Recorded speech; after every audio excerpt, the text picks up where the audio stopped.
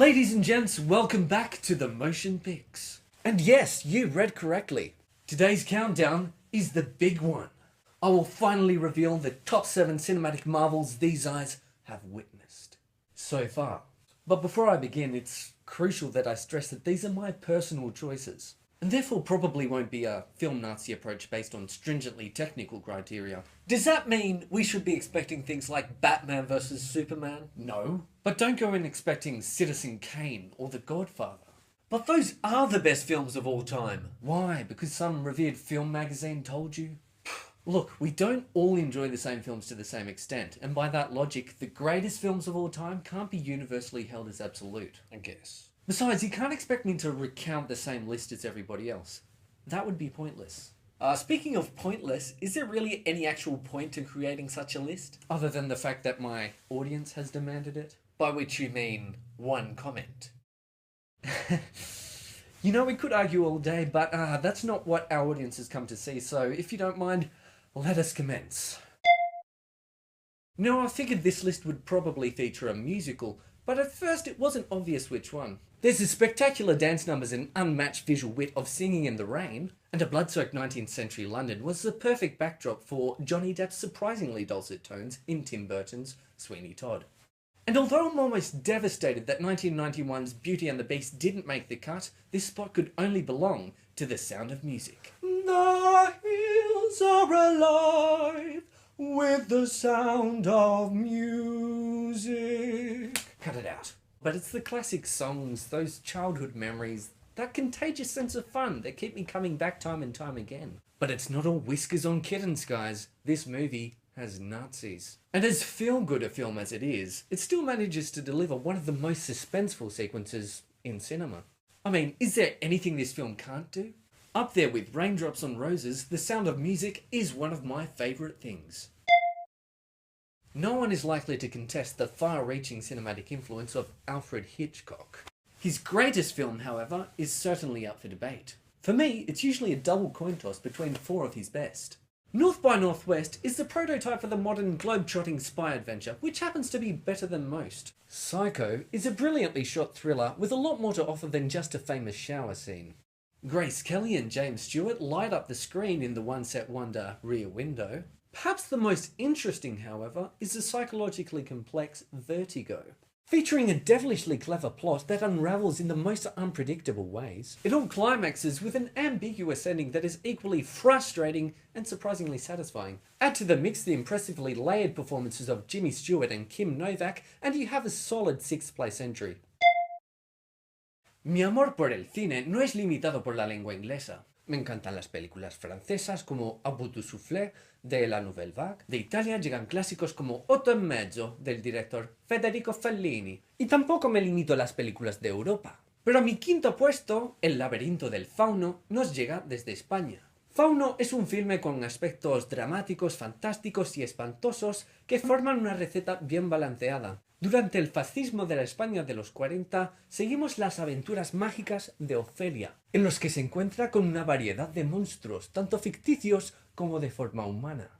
Es aquí, en este mundo surreal, que el director Guillermo del Toro demuestra su habilidad para crear una verdadera obra maestra. There's a certain je ne sais quoi about films with Nazi antagonists. In fact, it's almost a running theme on this list, given that they also feature in both my number 7 and number 3 picks. And I guess Pan's Labyrinth kind of has Spanish Nazis in it. Kind of. For my 4th place, however, they're at the mercy of Quentin Tarantino's brand of historically revisionist revenge in Inglourious Basterds. Now, this is probably the only film I've hired out on DVD and felt compelled to purchase the very next day. Never before had I heard dialogue used as such an effective tool for suspense. Never had I witnessed such a tour de force performance, in 4 languages no less, than that of Christoph Waltz in his first Oscar-winning role. The film even manages to turn the simplest of foreign words into classic film lines. Nine, nine, nine, nine. There's so much great stuff in this, and I always pick up on something new each time I see it. Do yourself a favour and check out Tarantino's self-proclaimed masterpiece. In 1993, in addition to bringing the dinosaurs back to life, film legend Steven Spielberg brought us the definitive film about the Holocaust in Schindler's List. But as much as that film certainly features Nazis, It's not the Spielberg film I've selected for my bronze medal. What? You can't just trick people like that. It's really not a big deal. Oh, it's a big deal, all right. We're not doing a fight scene over this.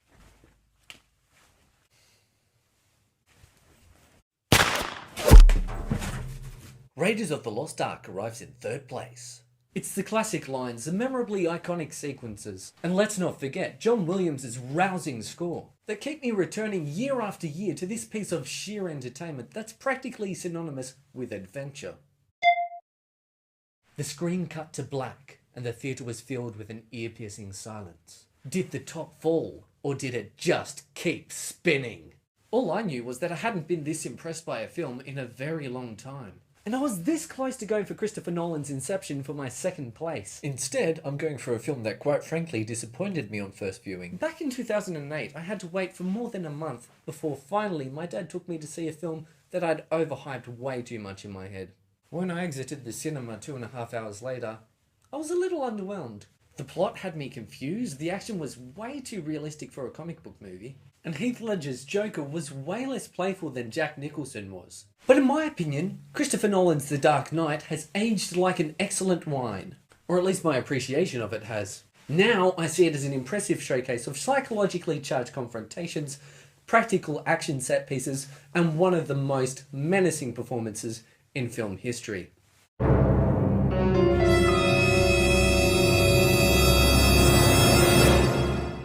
One of the best things that cinema can achieve is to transport us to completely different worlds. Or in this case, to the completely photogenic landscapes of New Zealand. You might call it cheating, but my number one pick is the entirety of Peter Jackson's The Lord of the Rings. Dum dum dum da da dum.